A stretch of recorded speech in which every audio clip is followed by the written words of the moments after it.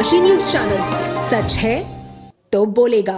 चावल की उन्नत किस्मों के विकास में ऐतिहासिक योगदान देने वाले पद्मश्री से सम्मानित कृषि वैज्ञानिक अशोक कुमार सिंह का गृह जनपद गाजीपुर में नागरिकों द्वारा भव्य सम्मान किया गया। गणतंत्र दिवस के अवसर पर उन्हें भारत सरकार द्वारा पद्मश्री पुरस्कार से सम्मानित किए जाने की घोषणा के बाद जिले में खुशी और गौरव का माहौल देखने को मिला।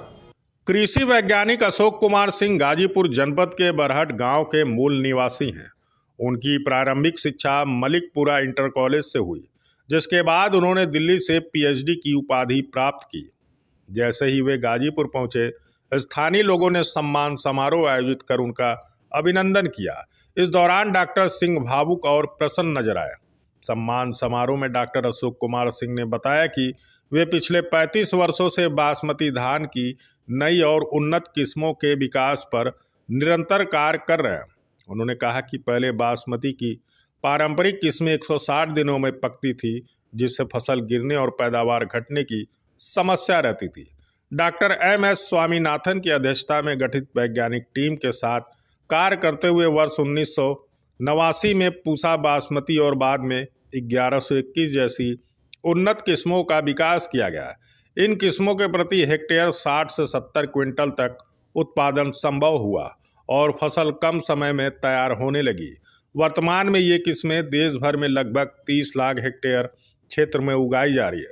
उन्होंने बताया कि उन्नत किस्मों के कारण किसानों की आय में उल्लेखनीय वृद्धि हुई है और देश से प्रति वर्ष लगभग 50,000 करोड़ रुपए मूल्य के चावल का निर्यात हो रहा है, जिससे किसानों की आर्थिक स्थिति मजबूत हुई है। भारत सरकार ने किसानों की समृद्धि और कृषि क्षेत्र में दिए गए इस महत्वपूर्ण योगदान को देखते हुए डॉक्टर अशोक कुमार सिंह को पद्मश्री पुरस्कार के लिए चयनित किया। यह सम्मान उन्हें राष्ट्रपति के हाथों प्रदान किया जाएगा। मैं पिछले 35 वर्षों से बासमती धान की नई किस्मों के विकास के ऊपर कार्य कर रहा हूं। जैसा कि आप जानते हैं, बासमती चावल की जो पुरानी किस्में, परंपरागत किस्में हैं, वो बहुत लंबी होती हैं। उनकी अवधि बहुत ज़्यादा होती है, 160 दिन की होती हैं। अक्सर वो गिर जाती हैं और पैदावार उनकी बहुत कम होती है, मुश्किल से 20-25 क्विंटल प्रति हेक्टेयर। तो हम लोगों के शोध का विषय डॉक्टर स्वामीनाथन के नेतृत्व में ये रहा कि किस प्रकार से बासमती की गुणवत्ता अधिक पैदावार देने वाली किस्मों में ले आया जाए।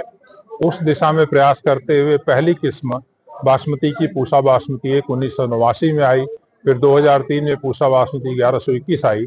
लेकिन कालांतर में ये किस्में तमाम बीमारियों के प्रति संवेदनशील हो गई और इसके बाद हम लोगों ने ये विशेष रूप से शोध शुरू किया कि किस प्रकार से इन किस्मों में रोगरोधी क्षमता का, कीट रोधी क्षमता का विकास किया जाए और गुणवत्ता को ज्यों का त्यों बरकरार रखें। तो इस प्रकार से बासमती की कम अवधि में पककर तैयार होने वाली, उत्तम गुणवत्ता वाली और अधिक उपज देने वाली, जिनकी पैदावार करीब 6 टन यानी कि 60 से 70 क्विंटल प्रति हेक्टेयर की होती है, ऐसी किस्मों का विकास किया गया को परिलक्षित होता है। तो इस प्रकार से बासमती किस्मों का बहुत बड़ा योगदान इन किसानों की संपन्नता में रहा है।